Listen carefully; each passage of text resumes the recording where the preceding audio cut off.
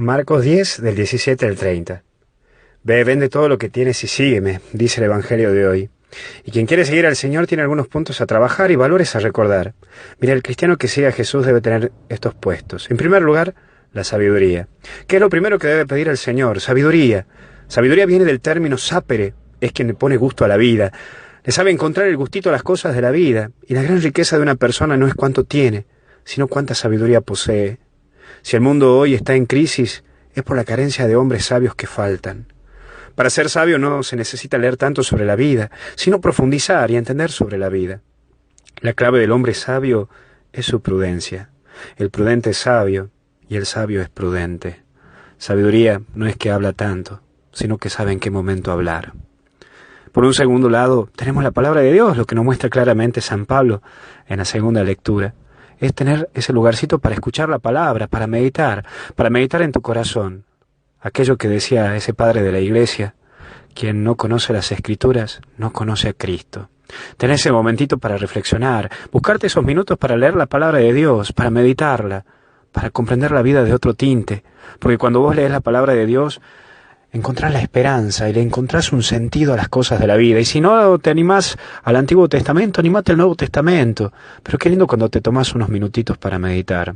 Ya sea con esto, con el WhatsApp, con la lectura del Evangelio de vía Internet. ¿Cuántas posibilidades tenés para meditar hoy la palabra de Dios? Y saber lo que hoy el Señor te sigue diciendo. Porque la palabra es tan actual. No hay nada más antiguo y más nuevo que el Santo Evangelio. Siempre algo novedoso, siempre algo para sacar, siempre algo para conocer, pero busca ese momentito. Yo te entiendo que hay veces que no le tenemos ganas o que no le entendemos, no importa. Una simple palabra te puede bastar para comprender y meditar la palabra de Dios. Pero eso te va a ayudar a profundizar, a entenderte, a conocerte. Y en tercer lugar, el seguimiento. Seguir a Cristo exige renuncia, abandonarte, entregarte.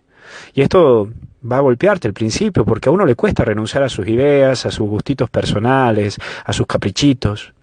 Pero después el Señor te muestra que cuando vos lo seguís verdaderamente, vale la pena. Acá te cuento como un ejemplo mi propia vida. Cuando sentía que el Señor me llamaba a los 17 años, sentía como que se me caía toda esa idea que yo tenía de casarme y tener una familia grande. Y siempre soñaba con tener una familia grande. Y muchos amigos que también me decían, pero ¿cómo vas a renunciar a esto? Mirá las cosas y las posibilidades que tenés.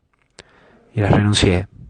Y hoy el Señor me tapó la boca, porque me di cuenta que sí, tengo una familia grande. Tengo hijos por todos lados. ¿Y qué hijos que tengo? Pero bueno, ahí uno se da cuenta que el Señor no se deja ganar en generosidad. Lo único que puede atentar a estas tres cosas, a la sabiduría de la vida, a la palabra de Dios y su escucha, y al seguimiento, es la avaricia, el querer tener el dinero, lo que es la riqueza solamente por la riqueza, en donde verdaderamente te haces necio, porque dejas de lado la sabiduría de la vida, no le encontrás gusto a la vida. Puedes tener 1.000.000 de pesos en el bolsillo todos los días, pero cuando realmente no le encontrás sentido a la vida, ¿de qué te sirve ese 1.000.000 de pesos? Cuando no le encontrás sentido y el gustito a la vida, ¿de qué te sirve tener una mansión, autos, casas o lo que fuera? Si no le encontrás el gusto a la vida, ¿de qué te sirve el tanto tener?